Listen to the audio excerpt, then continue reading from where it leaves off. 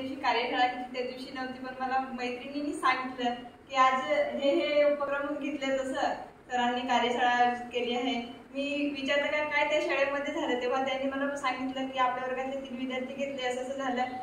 माझं लगेच म्हणजे असं की हे कसं शक्य होईल हे असं वाटत नव्हतं. पण मी जेव्हा प्रत्यक्ष इथं आले आणि प्रत्यक्ष सहभाग घेतला तेव्हा एवढ्या कमी टाइमात इतके शब्द म्हणजे कसे आपल्या मनात ध्यानात राहतील. आता आठवतं? हो. क्या बात आहे, व्हेरी गुड व्हेरी गुड.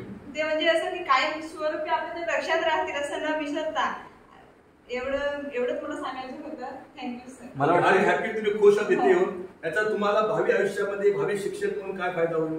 म्हणजे याचा आम्ही पुढच्या पण जे आम्ही जेव्हा भावी शिक्षक होऊ तेव्हा मुलांना कशा टिप्स म्हणजे आहेत ते सांगू, आणि याचा फायदा आम्हाला जेव्हा आम्ही प्रत्यक्ष अभ्यास करताना की छोटे छोटे मुद्दे आहेत ते कसे लक्षात ठेवायचे, ओके, त्याच्यासाठी खूप होऊ शकतो. कीवर्ड अंडरलाईन करायला चालू करा.